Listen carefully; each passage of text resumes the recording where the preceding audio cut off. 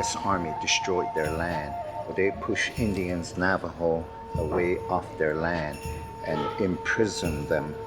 About 7,000 people were herded like cattle to Fort Sumner. So the people walked about 400 miles on foot during the winter, and many people died. Old people who cannot walk, pregnant women who cannot walk, those who were sick were just shot to death. And then only the strong people, the young people and the warriors were led to the prison. That is called the Long Walk. After 4 years, they were let out. So when we came back to the reservation, there were only about 6,000 to 7,000 people that started living again back in 1868.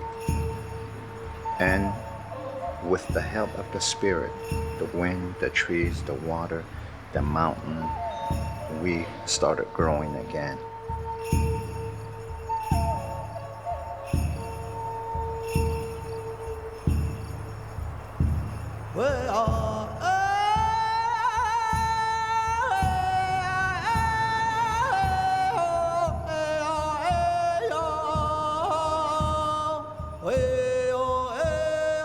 Have a total of 16.2 million plus acres of land and 298,000 members. Within the confines, the exterior boundaries of the Navajo Nation, we have the right to pursue happiness as everyone else does throughout the world.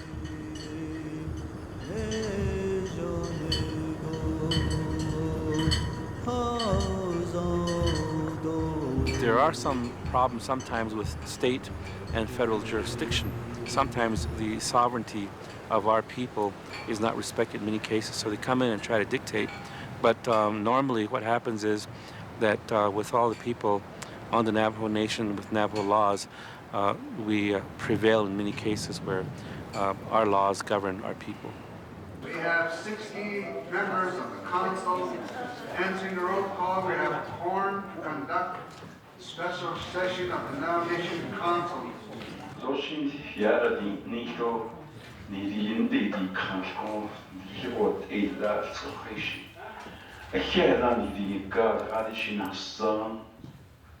We basically say that sovereignty for the Navajo people, that it's an inherent, it's been there for ages and ages from time immemorial. The federal government sees it differently. They're saying that the Indian people live under the jurisdiction of the United States government, and they're not free to govern themselves outside the structure of the United States government itself.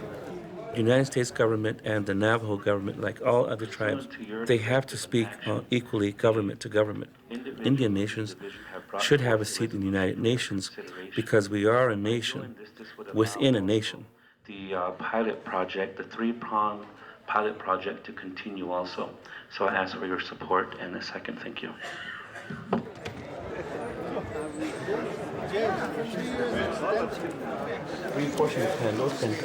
Nothing. There's nobody present there. A lot of our people have gone to battle, to various wars. One thing that they say is that the Creator put us here, and no matter who surrounds us, we have to also help protect it. So that's the basis for the patriotism. And also, I believe that while Navajo people are very patriotic also, there are a lot of people that mistreat the Navajo people too, in many different ways. And I think, but slowly that tide is changing. People are getting more educated on the Navajo Nation and becoming very aggressive in how they deal with the non-Navajo communities, the non-Indian communities. And there's a major movement out there to educate people of who we are. So I think all of those issues have ties to the patriotism of the Navajo people.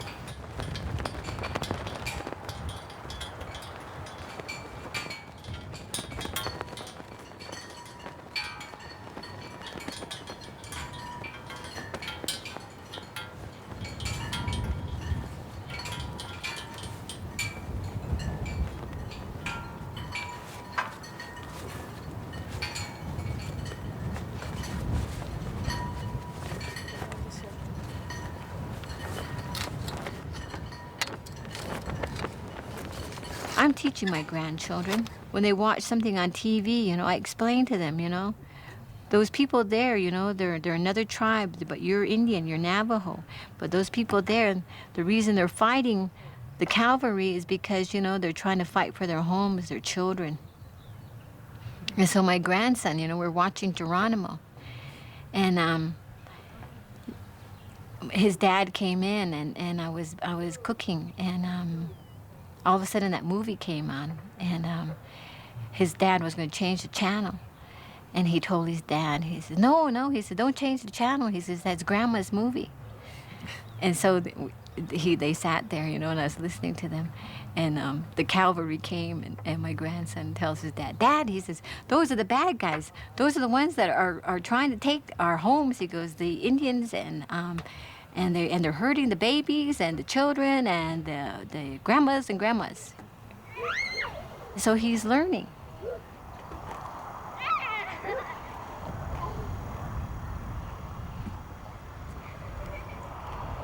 When I was in the 5th grade, I remember for Valentine's Day, you know, that you put up your little Valentine mailbox thing. And so I got all my Valentines, and I put Valentines in all the kids' boxes. And I only got a few Valentines. And I was always treated differently, and I could never understand it. And they would say things like, you know, you dirty Indian, you know, and it was like, you know, I was clean. And I was a child.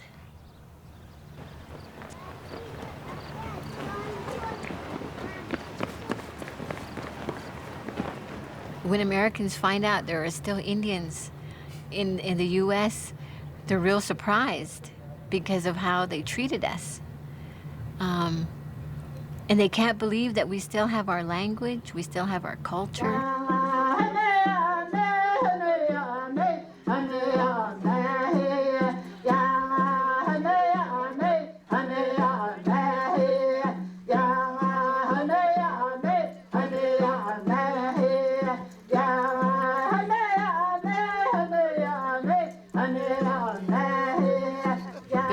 They see us, it's like it's a guilt because we're the victims and they're the ones that did something wrong to us. We're not asking for anything. All we're asking for is a simple apology, a simple recognition that, yes, we did do atrocities to you in the name of God.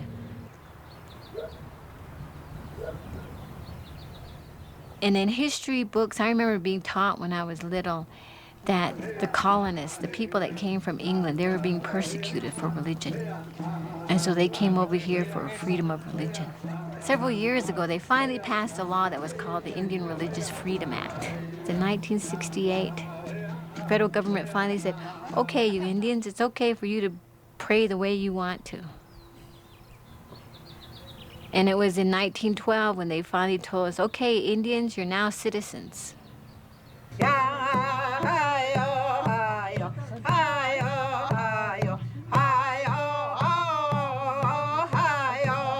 When you ask me how we survive, it's because of our medicine people. They talk to us real good.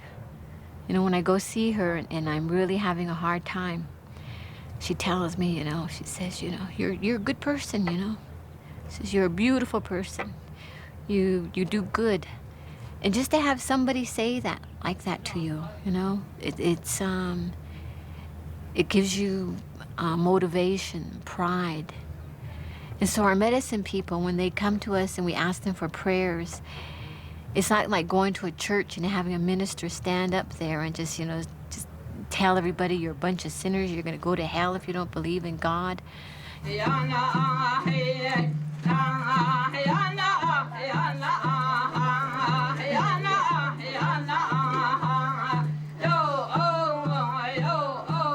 This medicine woman always told me, you know, she says, they're still the children of the Holy One. You know, the Holy One created them, that's still their grandson or they're still their granddaughter. And we're going to pray for them too. So we learn how to live with our enemies.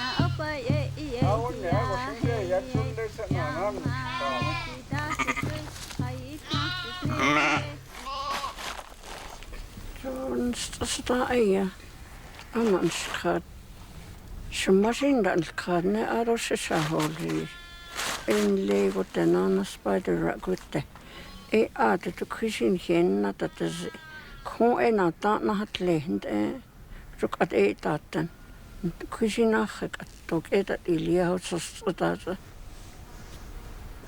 juk at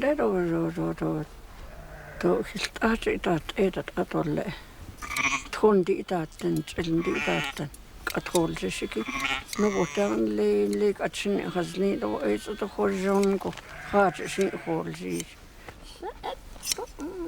da tunda ta wala jo hat is san igilla tutin hosan san aliajen ado e jo enan hosan khima jo ko ta ko sitli dan denna e do khida en hila ta tigin en hila atin hits isa e to da en hima ko eko what out e ko tasel pa hasan se jo di de nek e khanni gi da ti tigin ke ho khanni gi da e da ko eko ko ta e sil pa hasan jo sanat le ni lo sa alia.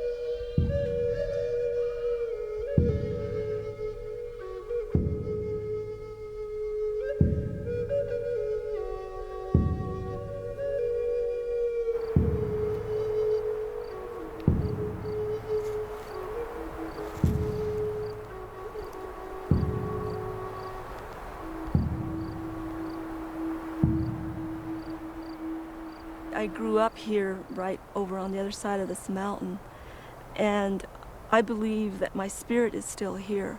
I'm very much tied to the land still, and my mother buried my umbilical stem in this land. When I come back here, this is where I nourish my spirit.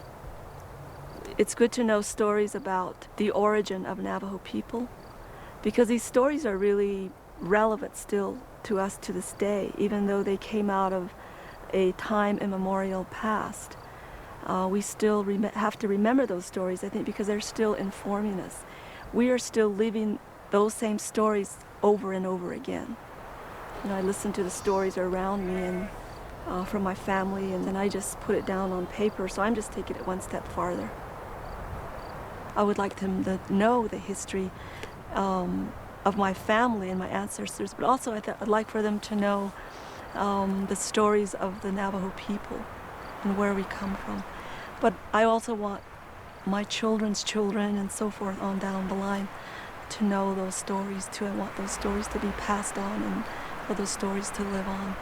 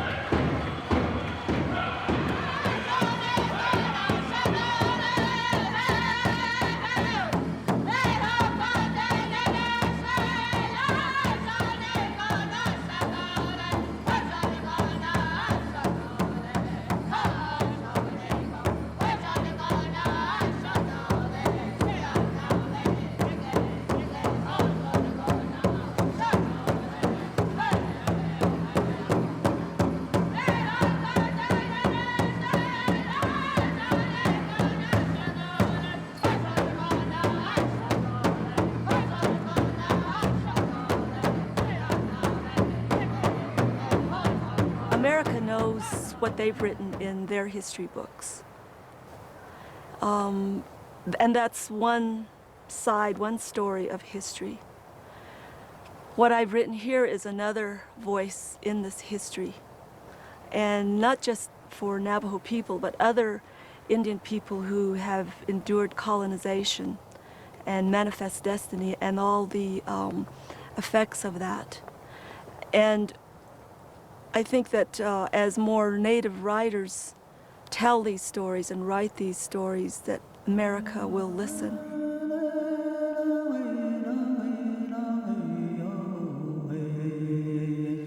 Dear General Pratt, your address to the World Baptist Convention in 1883 binds you to the colonistic efforts of the Indian schools you instituted. While some of us survived these schools, others ran away or died trying. Some died from loneliness or from a broken heart. A cemetery adjoined almost every Indian school.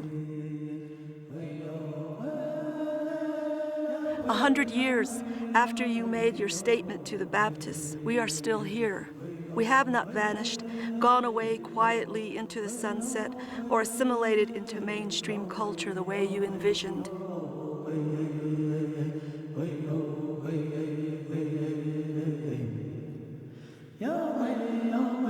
I voice this letter to you now because I speak for me, no longer invisible and no longer relegated to the quiet margins of American culture, my tongue silenced. The land, the Navajos, the Navajo culture is how I define myself and my writing. To write is powerful and even dangerous. To have no stories is to be an empty person. Writing is a way for me to claim my voice, my heritage, my stories, my culture, my people, and my history.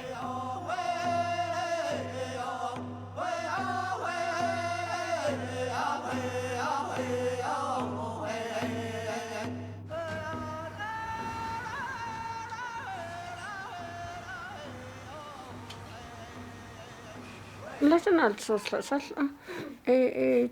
aslogi bkha to yito hayina hagi chuti oliana atra igan chitra leche tatole edo taut ono tonzo to akot auto lo auto del atash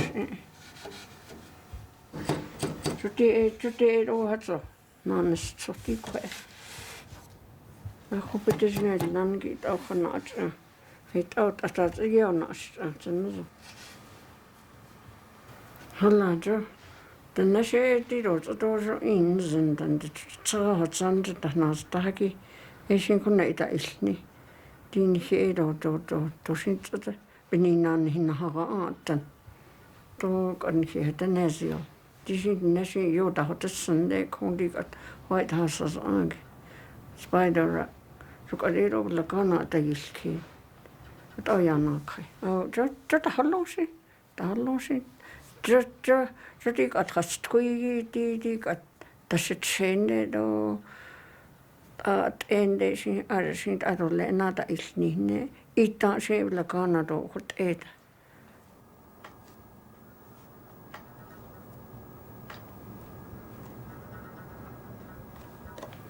Go di kan hisi di kan le kat se do na no na se kisi e sin to sin la kana ta ilsata to haso liete no la kana hasin ta yojin e la kana la kaishun lieto hasin ta yojin ita sin sa tan ta at chma e at ha ilsan ha si e o le la kana tin hiti tlende si la kana le in le ke sin den khana tande elna khajen sinulnal losin ta kozinji aroste la kana dit un khaholri ditrin de ero watin la ka la kana kosin to sin ai sigin has adan la kana kun ya to kalgi chunle ta le holukat holosin chutne e kon di kat la kana ero itesunda tsegi to itesunda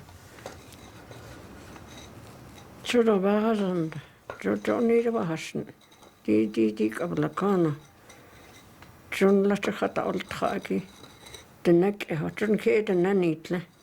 Aro the neck eho, apel. Hata illigate it e.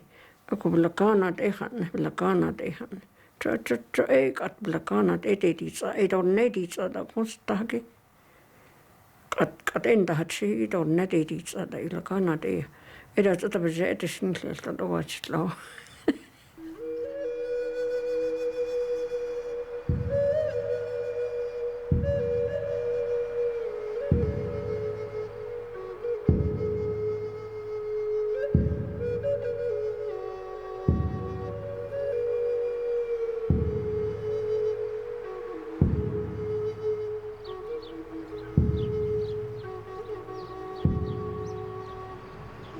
In 1966, the school beginning here, we told the community people we wanted to demonstrate something because the young kids today, it's almost majority, they speak more in English. So we want the kids to understand both American education and also the Navajo culture. We wanted to combine.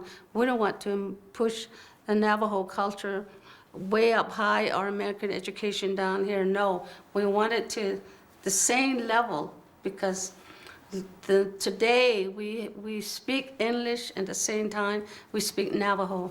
We go to church at the same time we go to have a ceremony. So this is what we want.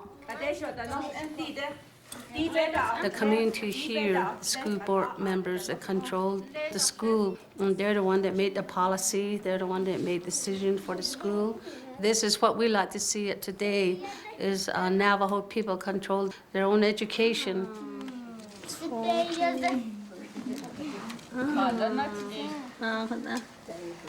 My mom, my dad never been to school. My great-grandmother was actually captured in Fort Summer.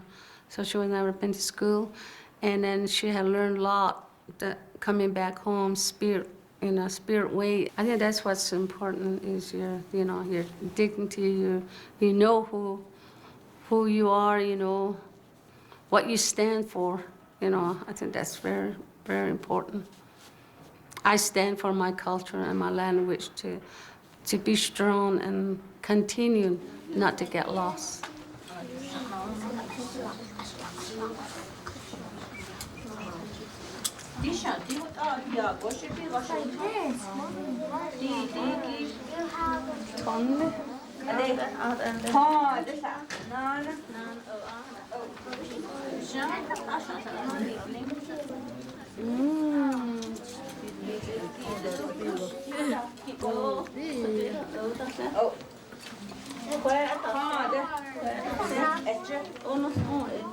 And then during the winter time, we tell them a lot of story, a lot of coyote story, which is very special to the Navajo people.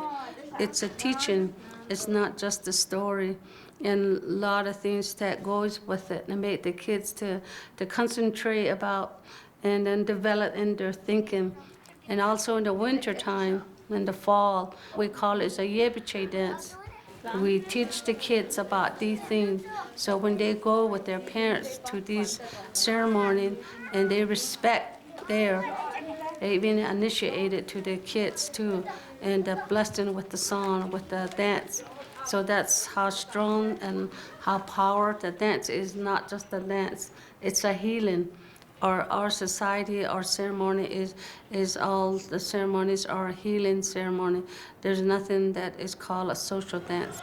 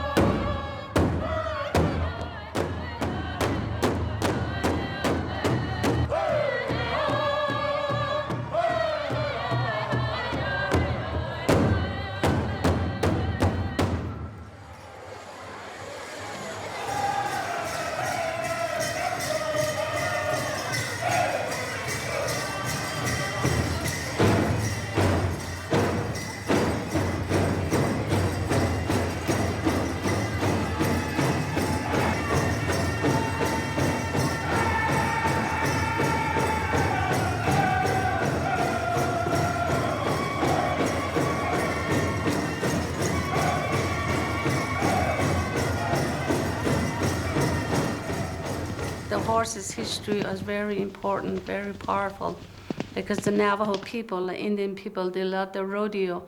So they want them to understand the horse, take care of the horse, and what it means to the Navajo people. So we have the horse program here. We want our young people to know about and to love their animals, and so the kids can go home the weekend, they can help their parents up there, because we still have a lot of sheep and a lot of cows and horses up there at the community people. Great, be ready. Steer the team. Johnson, we got a head catch. We got to return up to Freddie here. All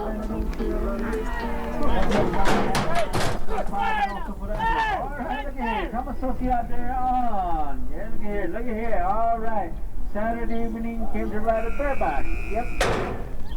All right, Tommy. Now it's up to Africa man here. Headed horse right here from the Brigade Brothers out of Fishby too. All right, hanging in there. Oh yeah, throwing the animal and he kills off. Look at guys. Look at here. Came to ride a saddle here. Riding a bit spurring on both sides, still staying aboard.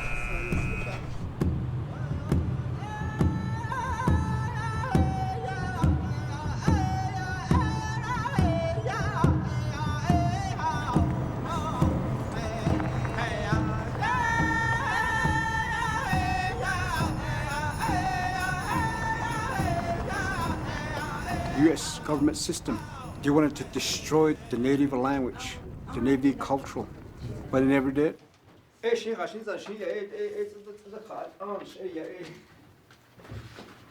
When I say something, I always use the Western language too. But sometimes I always go back over here. I'm like a bridge. Go back to my traditional ways, using the traditional concepts of teaching. I teach the Navajo government, Navajo history, and Navajo philosophy. I wasn't here yesterday. There's this guy by the name of Saint Kibinali. He's a medicine man. I could go yesterday, but I read me school of Naga. Nenila, Dick and Hikeya, what's taking place when you struggle? Or when you're depressed, I go to the sweat lodge, meditate over there. I don't go to church or anything like that. I don't go to a modern doctor. Because doctor, they cut you up. They use needle. I use a traditional herb when I'm sick. I conduct a ceremony over here, Kayenta. Chilchimito neho. Chilchimito the other okay. Neno Yahada has taken not Kashi, that not Kai was herding sheep. There was a whirlwind. Last week was really, the wind was blowing so hard.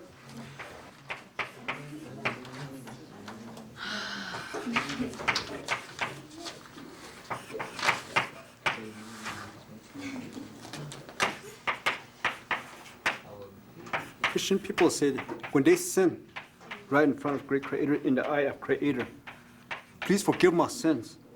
But here it says, whatever that you have done, it's going to be nothing but corn pollen. It's going to become a rain. It's going to become moisture. It's going to become a universe itself. Corn pollen is sacred to us. We pray with it.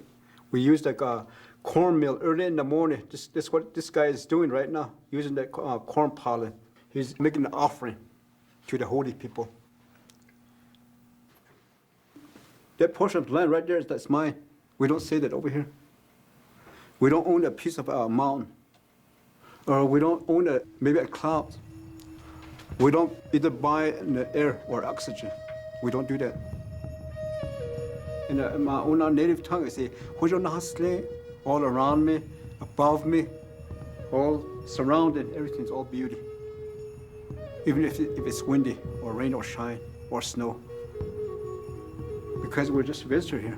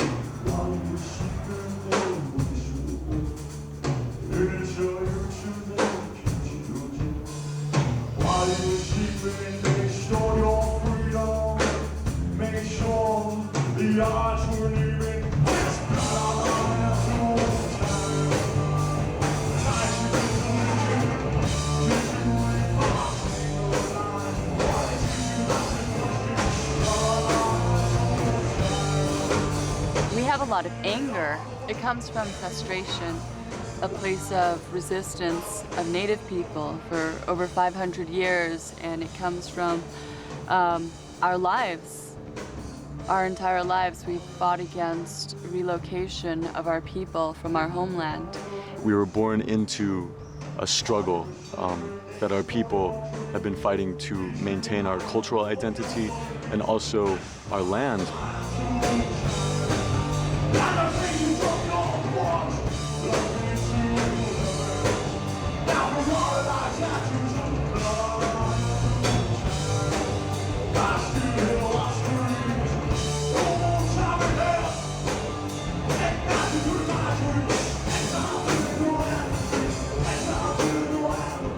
Blackfire, it's a tool for us to get our message across because people are more open through music because it has a beat, you know. Everybody can relate to a beat. When we're in our mother's womb, we hear her heartbeat. And when we're born, we have a heartbeat. You know, it's the beat. We can all relate to it. And I think that people are more open. They're willing to listen. They're willing to understand through music. We were attracted to this aggressive style of music because it's the energy that we feel now, and it's always changing though. Sometimes, you know, we try to sing happy songs, and I think that's ultimately what we strive to, is sing about just peace and sing about that harmony, but right now it doesn't exist.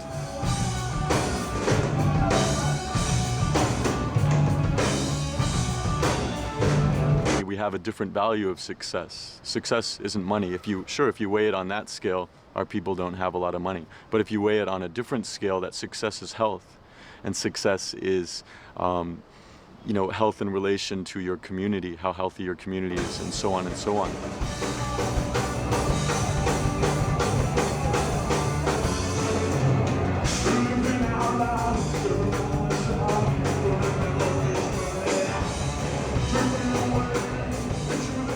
We're people of the land, you know, we live close to the earth, and having to haul the water and understand how important, how precious the water is, that every drop that you use, you've hauled it from a long way away.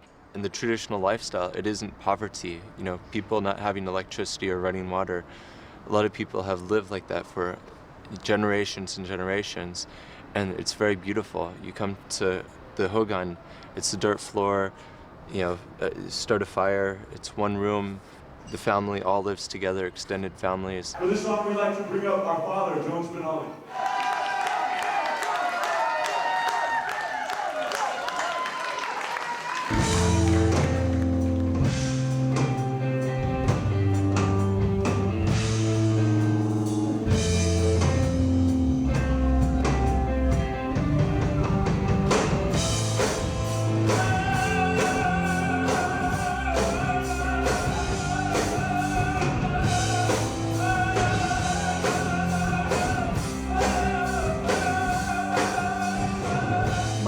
Memories I can remember growing up and participating in traditional ceremonies and learning to sing and expressing ourselves. Our traditional healers are called hatathis, which means singer.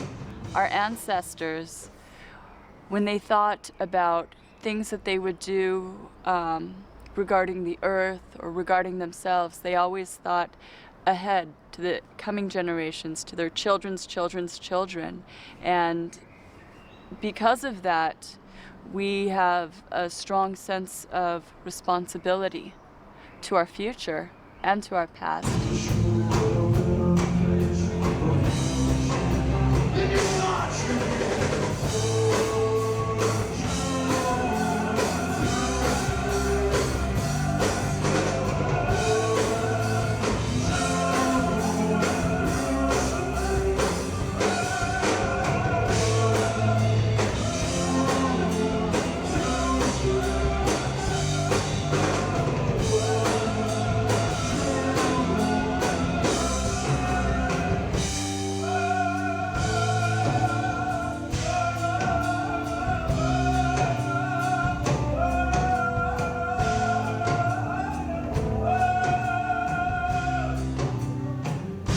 My father, he's a traditional medicine man. He's the first medicine man to work directly with IHS, Indian Health Service, and it's very successful. So it shows that the knowledge that a lot of our elders have carried on, it's extremely valuable, and it's something that's very precious.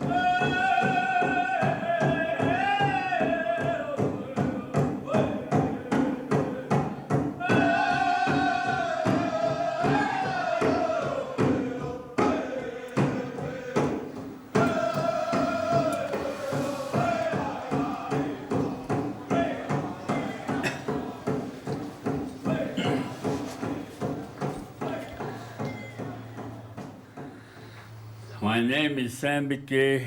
I'm from state of Arizona, and I'm a member of the Navajo tribe, and I'm known as a medicine man of my people. And one morning when I was drunk and it was dark, I heard something. It was a Yebichi, because I recognized that the voice, the tune, and that Yebichi sounds something like this. Woo, woo! I heard that talking God. That was him calling me. I didn't know this was going to end my being a Christian. I was going back to my way of life, my Navajo way of life. And that's how I became a medicine man. It wasn't my choice, or it wasn't my calling. It was a calling from holy people on high that I answered the call.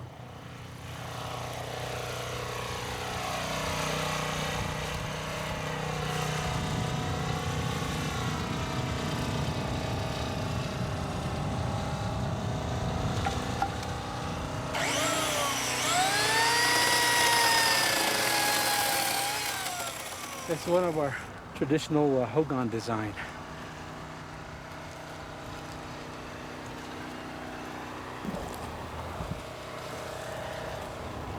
When you come into the hogan, it's important to understand that there is spaces for everything.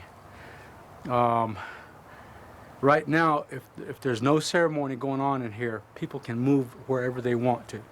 They can sit wherever they want to. But once you have a ceremony, the south side is for the men, north side is for the women.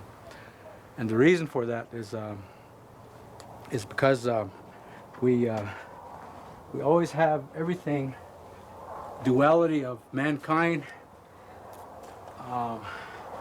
men and women always together. They create, they build. Men and women are designed to be together, so therefore this side is the men's side. That side is the female side during ceremony. When I built this hogan, or started the foundation, we did a small ceremony, the creation ceremony. And what that involved was bringing in the fire. Because in our way of thinking, the fire is very sacred. That's the first thing that happens to create.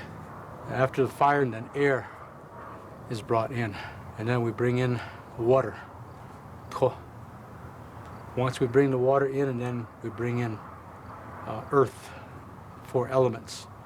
First is fire, air, water, and then earth. Happens in that sequence. So you create in here, this is a place like the earth. So how do we use this hogan as a teaching to help people understand and realize that they are valuable, that they are sacred, that they are the earth, they are the universe, they are these things together. Therefore, you have to respect your mother, you have to respect your father, the 2 beings within you. This basket is just like a hogan, with all these holy people sitting around in a circle, talking about how they can put the Mother Earth and Father Sky back into harmony. And this basket, I can pick it up and just glance at it, and I know what it stands for. I know what it teaches. And what it teaches becomes part of my life. That's what it is. And it will continue.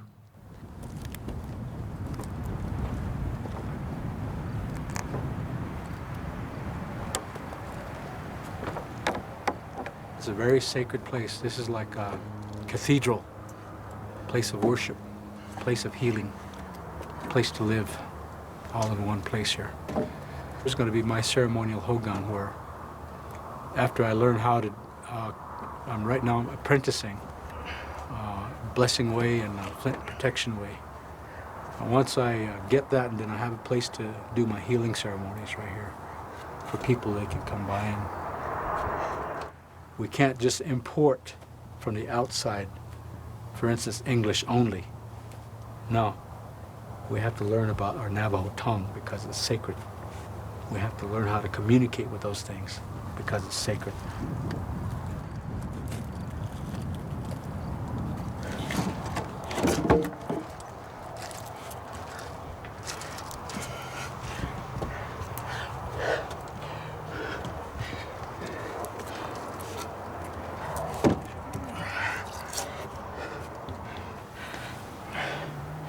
Okay. My mother is from the pueblo of Red House, down by the Galisteo Basin. My grandfather is from Mesa Verde, his group. My paternal grandparents are from the Hopi, Bamboo Reed people. My father is a true Navajo, the Honagahne clan. So in a sense, you can say that the Navajo people are a mix of all different tribes, and we call ourselves Dene. I am actually 3/4 Pueblo and 1/4 Navajo by blood. But in legal terms, I'm registered under the Navajo tribe. And I think that each one of these tribes brought with them their gift of peace, their gift of helping, their gift of knowledge, and that's what makes us strong as a people here. We're like a cosmopolitan group as a Dene.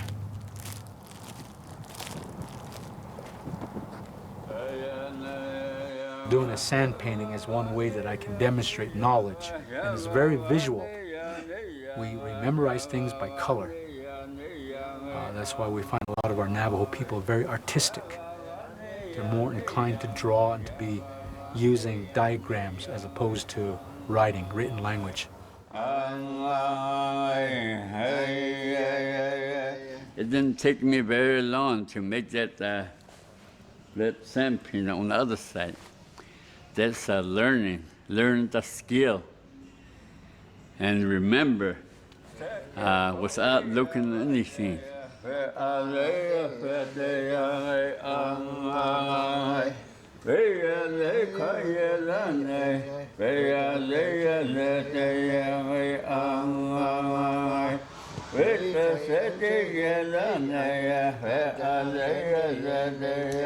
What it really is, that they cause a patient to sit on the sand painting, and while they're sitting right there, they give them medicine and make them drink just a little bit, and at the same time, starting from the feet, the yeti, they touch it like this, and they put it on their patient's feet and put some sand painting on their body, and also touch it, arms and the head.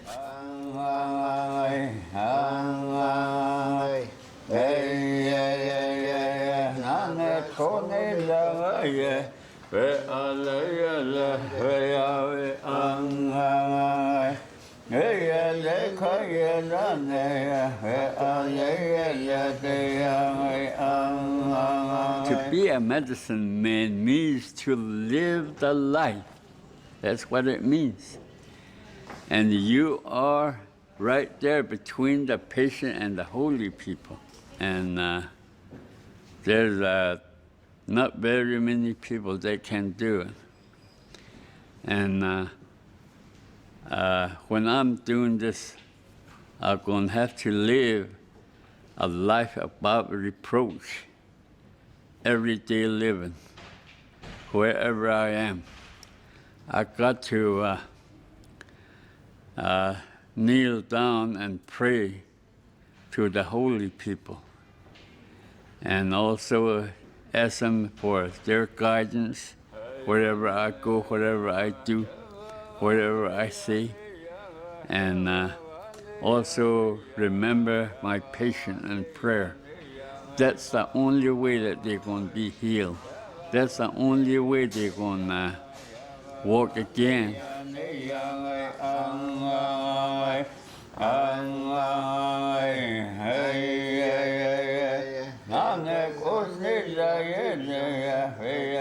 It gives you a terrible feeling when you see a people dying, especially your loved one.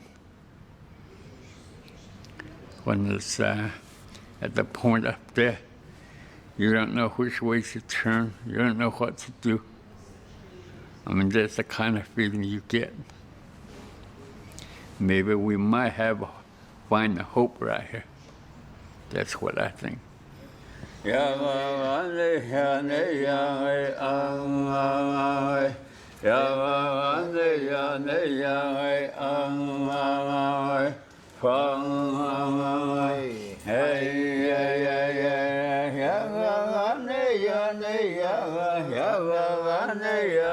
got to have a respect for your people and also respect the holy people, because what you got is theirs. It's not yours. If I'm doing it like the way it should be done, you know, then I'm pretty sure that the patient is healed, physically, mentally, spiritually. And there is such a joy that comes over you. It just makes you real happy. I think any religion is like that.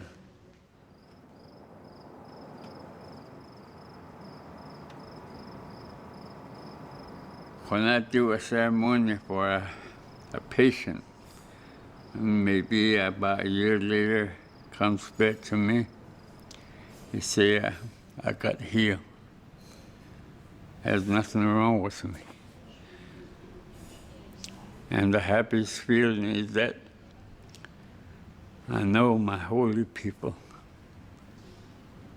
they've done the healing.